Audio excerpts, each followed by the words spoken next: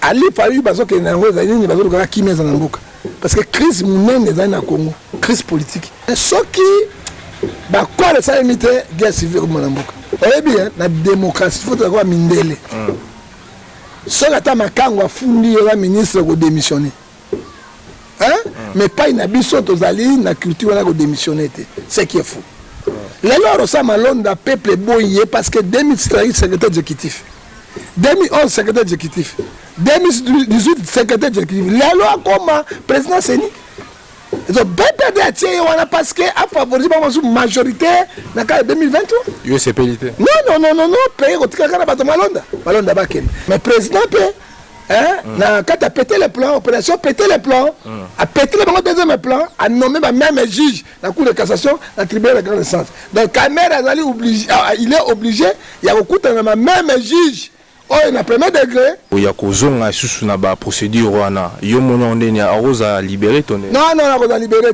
d'accord libérer au moins le dossier caméra le dossier politique hein ça va libérer que n'est pas négociation voilà na d'accord mais ça va pénal aroza libérer bon babesho les batika la église au milieu du village babesho les bakote na politique et marque wana te moto ya sali mabe hein abesho la notela ba prisonnier bazali kuna musu ba innocent bedi capin ça d'état de droit zali hein la charité ben dormi a banda pe procès il y a Edi Capin asamba yango pour les peuple congolais la vérité qui a tué réellement Mosé Laurent Désiré Kabila.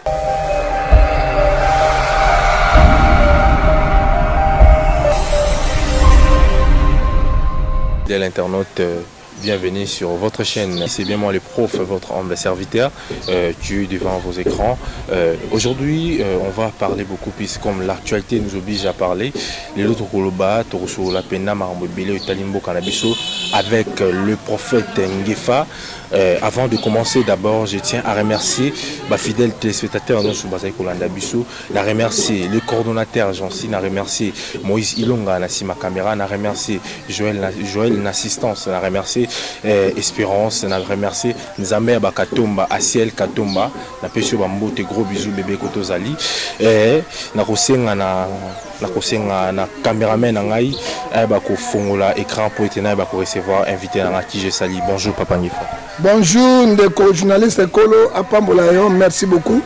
Toba Nzambe, tata na tiki jeune journaliste na boko na yo, pesa ibwanya intelligence, aseloti pa na yo, sunga batela na komo na Yesu Masia. Amen. Amen Papa Ngefa. Le sako. Mbombila ko bote masanduku. Le sako Papa Ngefa. Mato ezami balé, mais écoute na mokolo moko te. Le sako Papa Ngefa. Nyoka balongola ke miyoyote. Le sac au papa Ngefa. Nyoka ta longoli mposo ko tikala ka nyoka. Et le bin. Mais tout le monde a des pelengeni na mboka. Parce que c'est un discours moko malamu or que peuple est en souffrance. Le sac au papa Ngefa. Chokoli londe mokonzi. Voilà Papa Ngefa, tu es mieux à na plateau ya Congo Base TV. Tu es Solana Yopena à propos de Makambo Zali Koleka na mboka na biso oyo président Félix Tshisekedi a pété le plan. Il a pété les plans. Oui. À faire, il y a caméra au Bazaïko, c'est une liberté provisoire na MIA à Boya. Mais le président Tshisekedi a Boya parce que l'indépendance, il y a article 220 à constituer le lobby, pouvoir judiciaire indépendant. Hein? Est-ce que Moutaki Vita Kamel est le président Tshisekedi? Non, c'est la justice congolaise. Moutaki Vita Kamel, État congolais, peuple congolais, elle est présenté par le ministère public. Batobaye Bayango. Hein? Mais quand la zone ici, Baji Joana, au Bassama, il a procès liboso, la zone ici, Bango. Bon, la zone ici, Bango, parce que Kamel est intelligent. Le roi, la première degré, va condamner 20 ans. Ceux qui accueillent Baji, Baji, vont faire acquitter.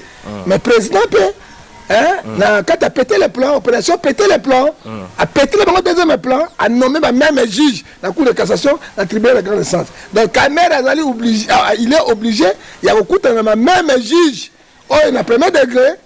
Na katia coup de cassation ou bien na tribunal de grande instance et ça l'axanine ceux qui bakatela na première instance ont respecté ceux qui ont projeté ceux qui ont quoi de sous peine wale bakisamaka au lieu de 20 ans on est à 30 ou 25 ans de prison hein c'est que très dangereux parce que même les juges va condamner wana akokuta na bakuna je ne crois pas Kamel akolika mais ya kozonga susu na ba procédure wana yo mona ndeni aroza libérer ton non aroza libérer libérer au moins le dossier quand même un dossier politique hein ça va libérer que n'est pas négociation voilà na d'accord mais ça va pénal aroza libérer parce que toi la caméra le dossier c'est mon dossier c'est dossier politique hein mais ça dit pénal à la politique d'accord ils ont autorisé mais est-ce que d'accord on va yokanité alors ceux qui va lâcher caméra peuple à compléter le président plan peut à compléter le grand plan et aussi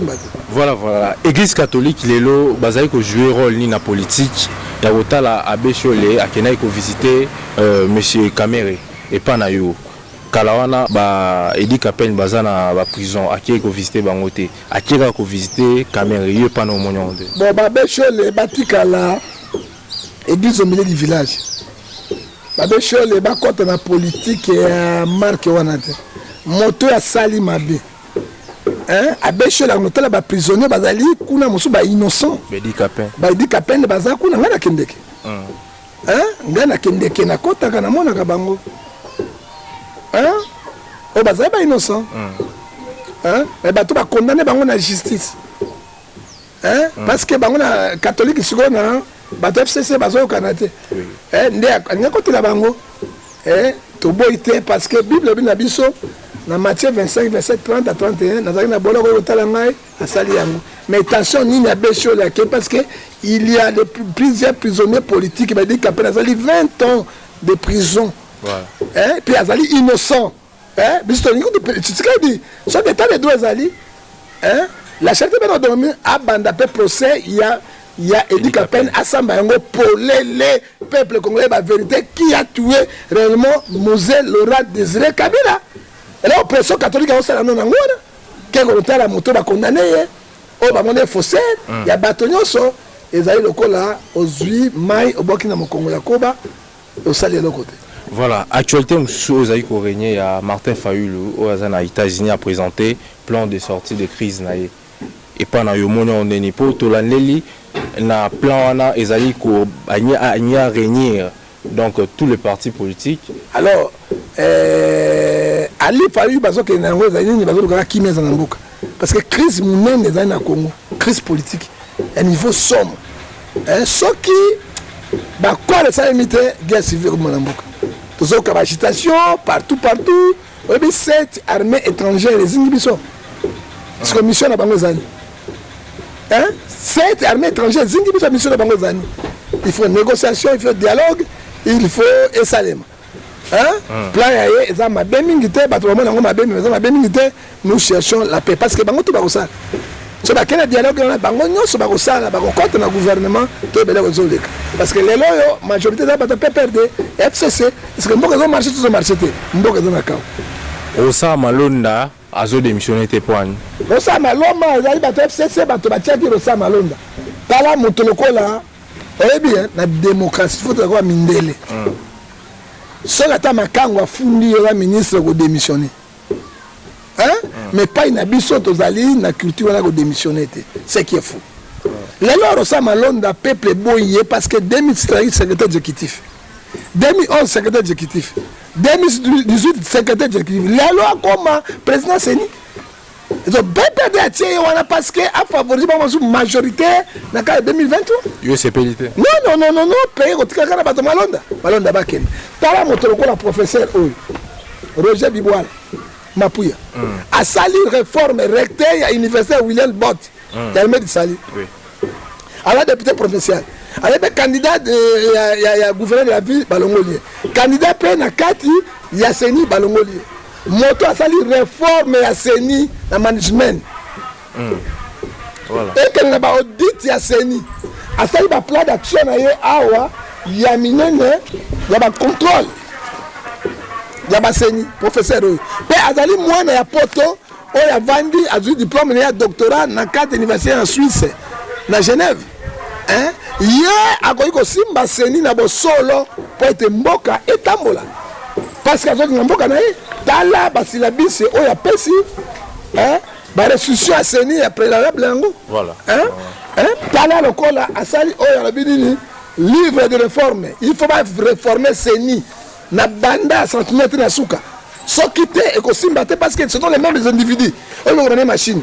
Awa a commis, résumé les déroutes procédées par le professeur Roger on voit Unity Vision Management électoral et la Commission électorale nationale indépendante. Oui. Hein?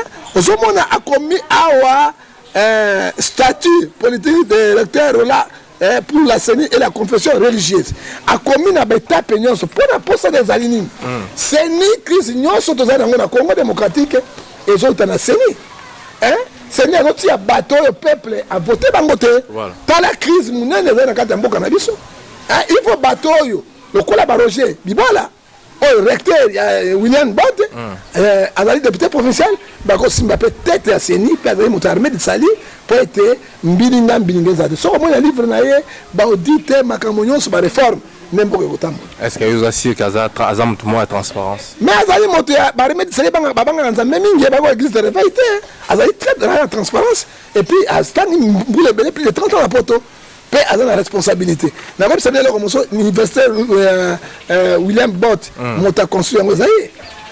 D'ailleurs pour non. D'ailleurs monta construire ngo ba idée na makamoyo so. OK. Parce que Azali génie. Ba tel bateau to zo lukabango et que Rosa Malonda au peuple boy ya zo kanga pas force et ça habite to suspendre l'émotion wana mettre ko zo nsango alors ba été péter les plans, il y a peuple, article 64 de la Constitution, et ça c'est là-bas. Voilà, nous sommes toujours sur Congo Base TV, nous continuons toujours. Prophète Ngefa, décision Fatia Joaki pour Nako, Yakofongo la Babar, et puis Kokanga, l'église Tissiko, Yozoaki en Ondé. Pour Nababar, il y a une décision encore au contraire. Parce que Sassou a eu une décision à Fongoli l'école, à Fongoli l'église. Babar a Kangia Onan. Et Koya. Mais il y a des banda na babara kangi ba église est liée à solution. Ndako ya tata bakanga yango te. Parce que solution à bateau est dans l'église. Ceux qui attendent 2 Chroniques 7 verset 14 boyo kayango. Personne dans 2 Chroniques 15 verset 4 boyo yango. Matthieu 11 28 boyo kayango. Mais il y a bani loko ya anti-valeur. O bato bazolangwa o ya babangi ya bapité ameli ya bomi moto que église ya Nzambe pesa ka paix. Puis bon dans la poste mabe wana ekitakat nango. Il a décision mo mabe. Les 15 ans musikate mais akoyo ko banda en tant que chrétien dans l'église parce que refuge ba chrétien dans l'église. Voilà. Climat et politique dans ces années pour conclure. Climat politique dans la crise politique ma casse monsieur. Pouvoir judiciaire, na pouvoir législatif pas la conflit. C'est quoi pouvoir exécutif? Na pouvoir présidentiel, bah ça conflit. Aujourd'hui on a conflit si conflit. Hein? Alors si Babylone est dans un conflit, ça va blocage en boucle. Nana ko débloquer yango.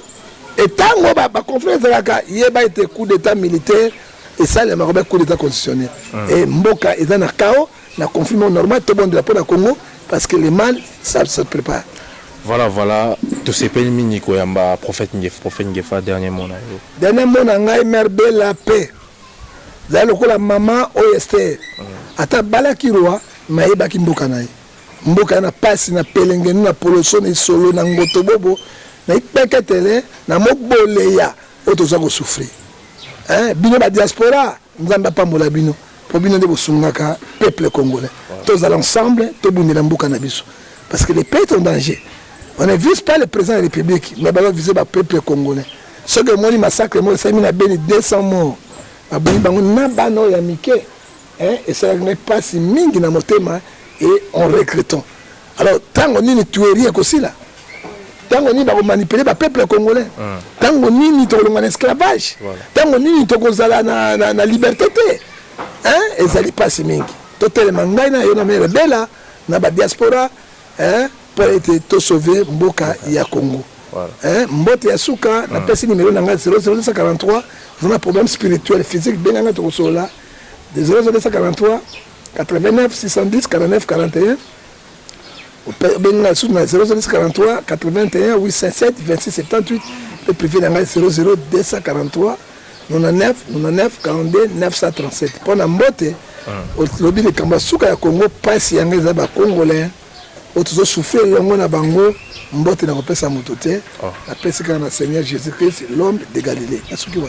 Voilà tuzaki wana tuzaki nesengo minya pour recevoir prophète Ngefa, le prophète du peuple Oyo, auti kopesa ba vie na ependa et ça biso bien et puis bato mususu ba diaspora ba sepela ki penda na poto ba landaka makasi na pesi mbote na ngai pa ya Jean-Cy le coordonnateur mbote makasi na sima caméra Ilonga Moïse Oyo na sepeli mingi na ba belle image zo biso ngana bino tokutani prochainement bye.